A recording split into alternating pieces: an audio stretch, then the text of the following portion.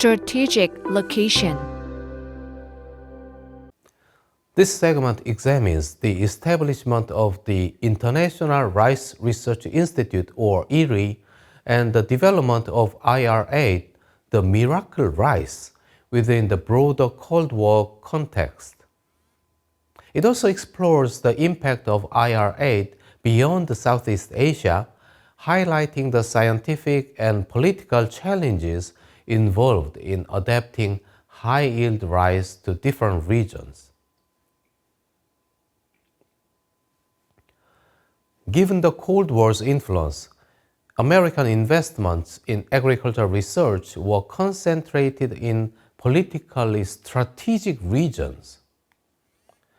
The establishment of the International Rice Research Institute, or IRI, in 1962 in Los Baños, Philippines, was part of this broader geopolitical strategy. Funded primarily by the Rockefeller and Ford Foundations, IRI was tasked with developing high-yield, nitrogen-responsive rice varieties to address food insecurity and stabilize economies in key developing nations. The Philippines was strategically chosen as the base for the Green Revolution in rice due to multiple factors. As a former U.S. colony, it maintained close political ties with Washington and remained a stable ally in an otherwise volatile Southeast Asia. While Northeast Asia's Cold War alignments were largely settled after the Korean War and communist victory in China, Southeast Asia was still in flux within ongoing conflicts in Vietnam, Laos, and Cambodia. Establishing IRI in the Philippines allowed the U.S. to showcase agricultural science as a tool for economic progress and political stability, countering communist influence in the region.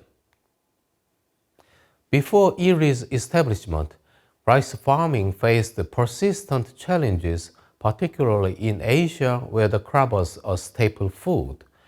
Traditional rice varieties had low yields and were highly susceptible to pests, diseases, and environmental fluctuations. Farmers relied on extensive labor, flood irrigation, and traditional organic fertilizers, limiting their ability to significantly increase productivity. These challenges underscored the necessity of a scientific approach to rice breeding, one that could produce high-yield, resilient varieties capable of sustaining larger populations.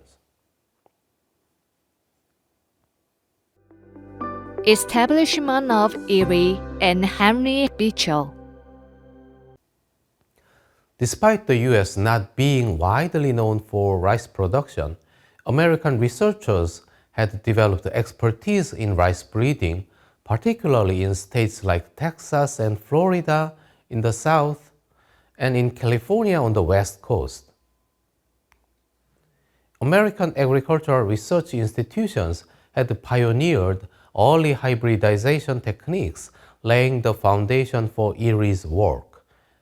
Hank Beecher, an experienced rice breeder from Texas A&M University, was appointed as the head of IRI's breeding team. Under his leadership, IRI scientists focused on developing semi-dwarf rice varieties that could sustain higher fertilizer inputs without falling over or lodging. Lodging had been a major issue in traditional rice varieties, where excessive application of nitrogen fertilizer led to tall, weak-stemmed plants that collapsed under their own weight.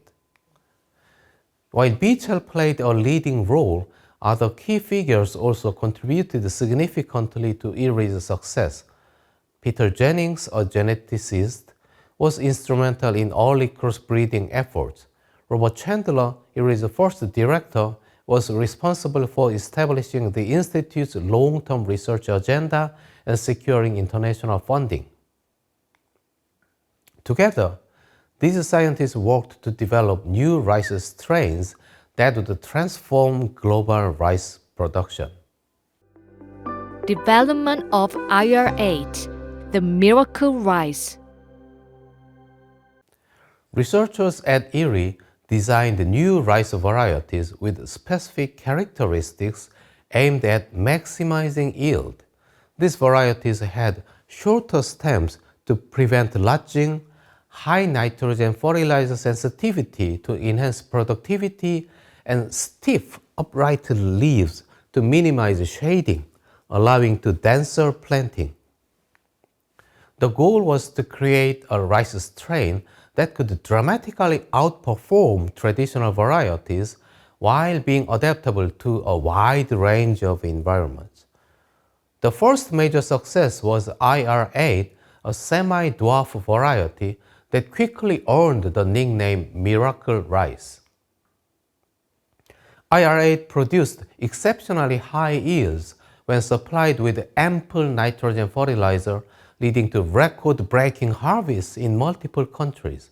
It was first introduced in the Philippines, where it garnered immediate attention. During its debut season, demand was so high that it was sold exclusively in hotel lobbies, and it was even showcased during US President Lyndon Johnson's visit to the Philippines, symbolizing the success of American-backed agricultural science. IR8's success aligned with American geopolitical strategies, particularly in South Vietnam. The US government promoted IR8 along the ideological front lines of the Cold War, using its success as proof of the superiority of capitalist agricultural science over communist approaches. In some cases, Vietnamese farmers who adopted IR8 were offered incentives such as Japanese motorbikes, leading to the variety's nickname Honda Rice. The US viewed the adoption of IR8 in South Vietnam as part of its broader efforts to win the hearts and minds of local populations, reinforcing loyalty to the non-communist government. Rice varieties and regional differences. The news of the miracle rice was spread worldwide, and South Korea was no exception. Nonetheless, Northeast Asian nations, including South Korea and Japan, faced significant barriers to its immediate adoption. The primary challenge was the difference in rice subspecies. Domesticated rice, or Oryza sativa, is divided into two major subspecies. The one is indica, long-grain rice, commonly grown in tropical and subtropical regions, including India, Southeast Asia, and parts of Africa. Another is japonica, short-grained rice, primarily cultivated in Northeast Asia, including Korea, Japan, and northern China. It is often called sushi rice in the West. IRI's focus was primarily on indica rice, reflecting its Southeast Asian location and mission. The choice to concentrate on indica varieties was also influenced by geopolitical considerations, as the US aimed to strengthen food security in politically unstable Southeast Asian nations. While IR8 proved highly effective in tropical climates, it was less suited to the temperate conditions of Northeast Asia. As a result, additional research was required to develop japonica varieties that could match the productivity of IR8. South Korean and Japanese agricultural scientists had to conduct their own breeding experiments to adapt the Green Revolution's principles to their native rice varieties. This process involved extensive crossbreeding between indica and japonica strains, leading to the eventual development of high-yield japonica rice varieties that could thrive in temperate climates. The long-term impact of IR8.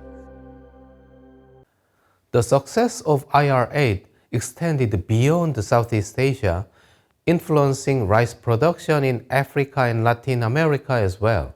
In India and Pakistan, where food shortages had been a recurring problem, IR8 helped achieve self-sufficiency in rice production.